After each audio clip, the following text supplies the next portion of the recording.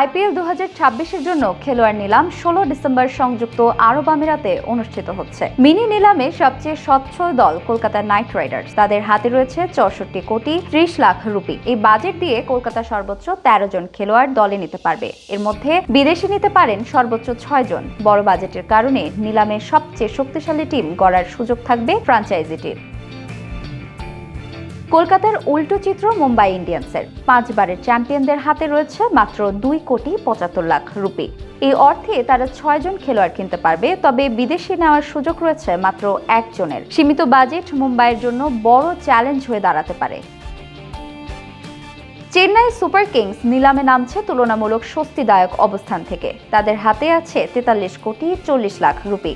স্কোয়াডে 9টি জায়গা খালি এবং বিদেশি খেলোয়াড় নেওয়ার সুযোগ রয়েছে সর্বোচ্চ 8 জন। সানরাইজার্স হায়দ্রাবাদ ভালো অবস্থানে রয়েছে। তাদের বাজেট 25 কোটি 50 লাখ রুপি। 10 জন খেলোয়াড় নেওয়ার সুযোগ থাকলেও বিদেশি নেওয়া যাবে মাত্র 2 জন।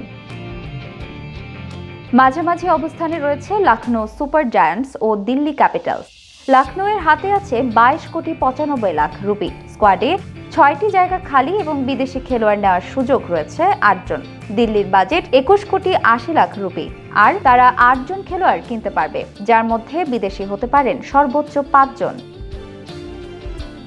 মাঝারি বাজেট নিয়ে নিলামে নামছে রয়্যাল চ্যালেঞ্জার্স বেঙ্গালুরু ও রাজস্থান রয়্যালস। বেঙ্গালুরুর হাতে আছে 16 কোটি 40 লাখ রুপি।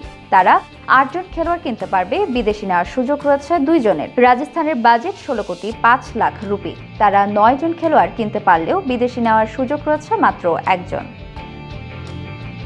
সবচেয়ে কম বাজেটের দিক থেকে পরের সারিতে রয়েছে পাঞ্জাব কিংস ও গুজরাট টাইটান্স। পাঞ্জাবের হাতে আছে 11 কোটি 50 লাখ রুপি।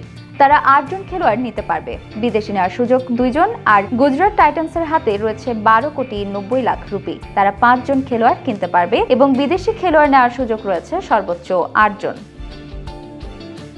মিনি নিলামেই দলগুলো শেষ মুহূর্তের ঘাটতি পূরণ করতে চাইবে। রিটেইন ও ট্রেড প্রক্রিয়া প্রায় শেষ হওয়ায় এখন প্রতিটি দলের হাতে থাকা অর্থ, খালি জায়গা এবং বিদেশি খেলোয়াড় নেওয়ার সুযোগে নির্ধারণ করবে তাদের নিলাম কৌশল। সব মিলিয়ে মিনি নিলামে স্পষ্ট হয়ে যাবে কোন দল কতটা পরিকল্পিতভাবে আইপিএল এর 2026-এর প্রস্তুতি নিচ্ছে। এবারে নিলামে 350 জন খেলোয়াড় অংশ নেবেন, যার মধ্যে 240 জন ভারতীয় এবং 110 জন বিদেশি। ফ্র্যাঞ্চাইজিগুলি মোট 77টি খালি স্লটের জন্য প্রতিদ্বন্দ্বিতা করবে। আবুধাবিতে দুপুর 1টা থেকে এই নিলাম প্রক্রিয়া শুরু হবে।